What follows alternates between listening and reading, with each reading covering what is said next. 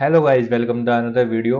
आज नई वीडियो में आपका स्वागत है। और आज नई वीडियो में आपके साथ एक ऐसा इंडिकेटर लेके आया हूँ जो हमें खुद से सपोर्ट रेजिस्टेंस लगाना सिखा सकता है। जो कि बिगनर लोग होते हैं उनको नहीं पता कि हम सपोर्ट रेजिस्टेंस कैसे फाइंड आउट करते हैं, कितने पॉइंट मिला के हम अपना रेजिस्टेंस बनाते हैं, कितना पॉइंट मिला के हम सपोर्ट बनाते हैं, सपोर्ट किसको कहते हैं, रेजिस्टेंस किसको कहते हैं। तो वो सब चीज़ें पढ़ने की ज़रूरत नहीं है, क्योंकि जो ये इंडिकेटर है वो हमें खुद से बता देगा। और उस जगह से हमें बाय या सेल कैसे करना है वो सब चीज़ आज पूरे इस वीडियो में बताने वाला हूँ। तो वीडियो को पूरा एंड तक देखना, वीडियो जब भी समझ में आपको आएगी। ठीक है, तो बिना टाइम वेस्ट करे चलते हैं। सबसे पहले हम चार्ट चार्ट पर, और चार्ट पर लगाते हैं हम अपना बैंक निफ्टी का यहाँ पे चार्ट। बैंक निफ्टी का यहाँ पे चार्ट लगाया है। अभी मैं इसको आपको टाइम फ्रेम चेंज करके दिखाऊंगा कौन से टाइम फ्रेम में सबसे बेस्ट, जो ये इंडिकेटर है कौन से टाइम फ्रेम में सबसे बेस्ट लगता है। ठीक है, तो अभी मैंने यहाँ पे 5 मिनट का यहाँ पे टाइम फ्रेम खोला हुआ है। और उसके बाद हमें इंडिकेटर में जाना है, और इंडिकेटर में हमें लगाना है support resistance level with breaks. L U X algo का ये इंडिकेटर है। ठीक है, ये यहाँ पे लग जाएगा। अब देखो, कोई चेंजेस हमें कुछ नहीं करना है, बस इसको यहाँ से हमें हाइड कर लेना है अपने इंडिकेटर को। अब इसके बाद देखो, सपोर्ट रेजिस्टेंस किसको कहते हैं, सपोर्ट रेजिस्टेंस हम किसको कहते हैं। देखो, जो ब्लू लाइन आपकी बनेगी, ये ब्लू लाइन है, इसको क्या बोल लेंगे हम, सपोर्ट। ठीक है, उसके बाद जो रेड लाइन है इसको हम बोल लेंगे रेजिस्टेंस। ठीक है, तो ये तो था यहाँ पे हमारा बेसिक कि सपोर्ट रेजिस्टेंस किसको बोलते हैं। और अगर आप मैनुअल लगाओगे तो मैनुअल हमारा सपोर्ट एरिया भी लग सकता है, रेजिस्टेंस एरिया भी लग सकता है। तो ये मैं अगली वीडियो में बताऊंगा कि हम मैनुअल कैसे लगा सकते हैं। फिलहाल तो आप ये इंडिकेटर समझो, और अगर ये इंडिकेटर समझ ना आए तो मेरे को कमेंट करके बताना कि मैनुअल हम कैसे लगा सकते हैं। मैनुअल में बेनिफिट है कि या इसी इंडिकेटर में ज़्यादा बेनिफिट है। ठीक है, अब मेरे को ज़्यादा इंडिकेटर में बेनिफिट लगा क्योंकि हमें पॉइंट ढूंढने की जरूरत नहीं है कहाँ से हमें अपना रेजिस्टेंस लगाना है, कहाँ से अपना सपोर्ट लगाना है। ये ऑटोमेटिक एक ऐसी जगह से लगाएगा जहाँ पे इसको लगेगा कि यहाँ पे बायर या सेलर हैवी है, उसी जगह पे जहाँ पे लोगों का एसएल जा सकता है, तो उस जगह पे अपना सपोर्ट या रेजिस्टेंस लगाएगा। ठीक है, अब इसके बाद देखना ये काम कैसे करता है। अब देखो, जहाँ पे ब्लू लाइन है तो ब्लू लाइन पे ये अपना सपोर्ट बना रहा है। ठीक है, जैसे कि मार्केट यहाँ पे ओपन हुई 16 तारीख को, इसने एक ये सपोर्ट एरिया यहाँ पे एक सपोर्ट लाइन बना के, सपोर्ट लाइन बनाने के बाद क्या किया है, अब अगर ये सपोर्ट को ब्रेक करता, ठीक है, इस सपोर्ट को कहीं ना कहीं ब्रेक करता, तो हम यहाँ से अपनी नीचे की एंट्री बनाते सपोर्ट को ब्रेक करने के बाद। ठीक है, अब इसने क्या किया, पूरा दिन साइडवेज रहा है। तो आप देख सकते हो यहाँ पे 16 तारीख को ये पूरा दिन साइडवेज रहा है। उसके बाद अब 18 तारीख, बीच में 18, वो बीच में 2 दिन छुट्टी रही है। अब 18 तारीख को यहाँ पे मार्केट खुलने के बाद इसने एक ऑटोमेटिक यहाँ पे एक रेजिस्टेंस बना दिया। ठीक है, अब नीचे ऊपर रेजिस्टेंस और नीचे सपोर्ट। अब यहाँ पे हमें दो लेवल मिल गए हैं। अब इस लेवल को ब्रेक करेगा, सपोर्ट को या रेजिस्टेंस को कहीं ना कहीं अगर ब्रेक करेगा तो वहाँ पे अपनी एंट्री बनाएंगे।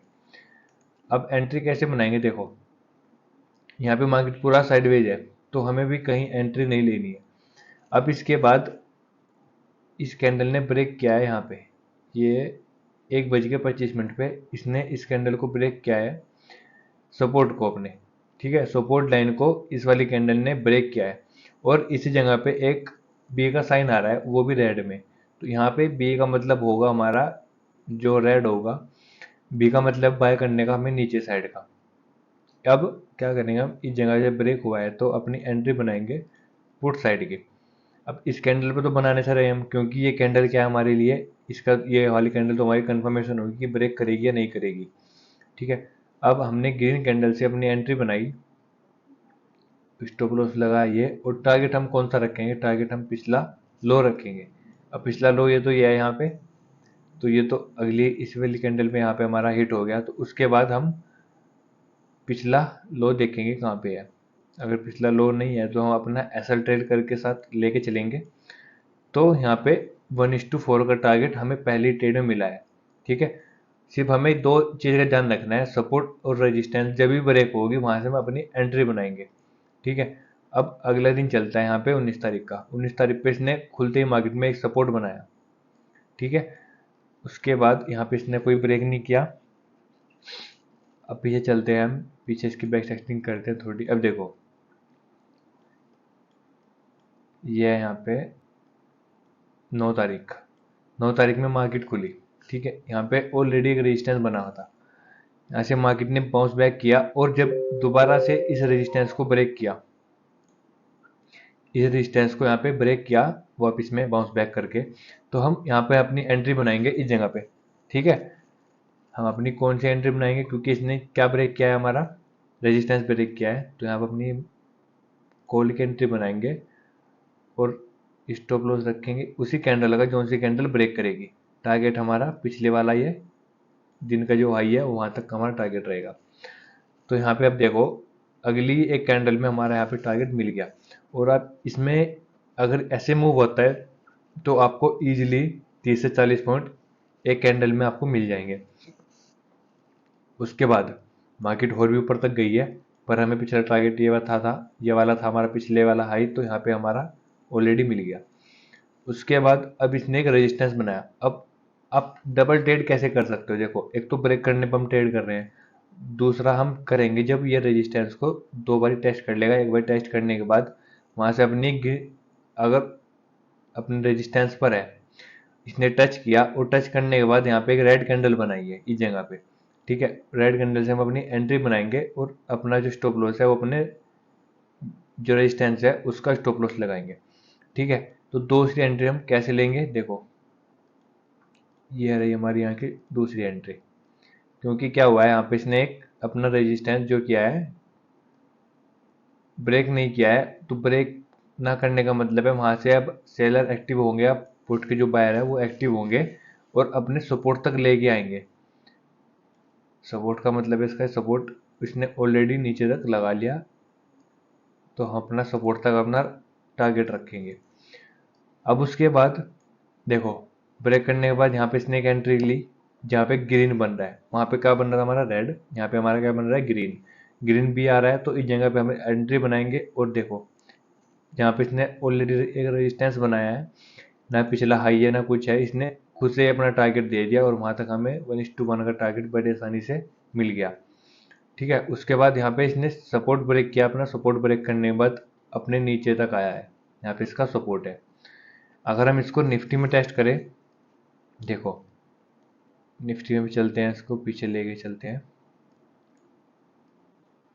5 तारीख को।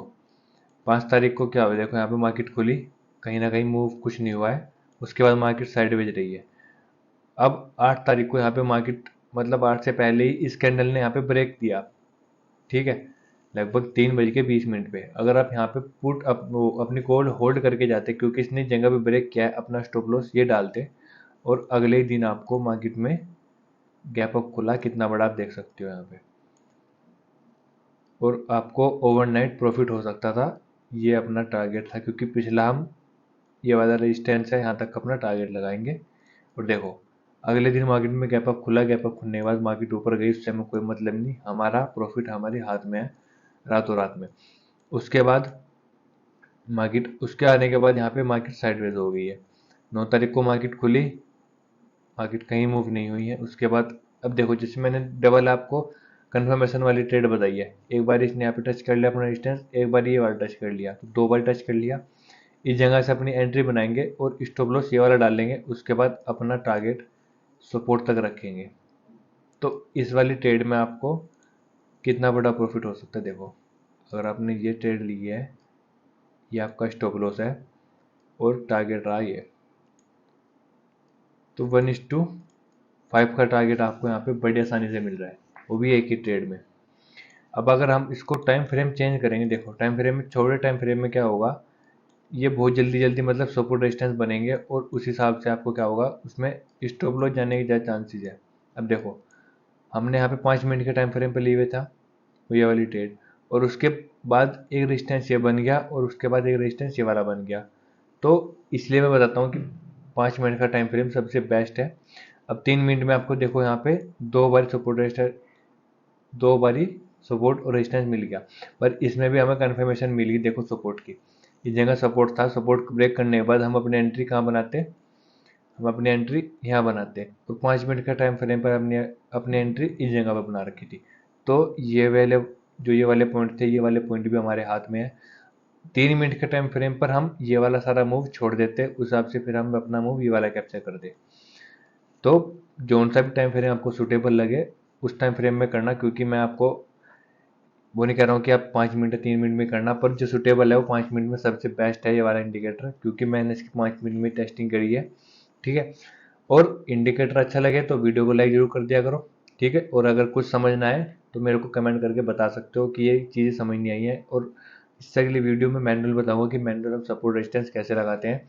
ये इंडिकेटर समझ में आए तो मेरे को कमेंट करके जरूर बताना। ठीक है, और अगर आप चैनल पर नए हो तो चैनल को सब्सक्राइब भी जरूर कर लिया करो, क्योंकि ऐसे इंडिकेटर आपके लिए लेके आता हूँ मैं। आप नीचे जाके मेरे उसमें चैनल में जाके देख सकते हो कि कैसे कैसे इंडिकेटर मैंने आपको बता रखे हैं। ठीक।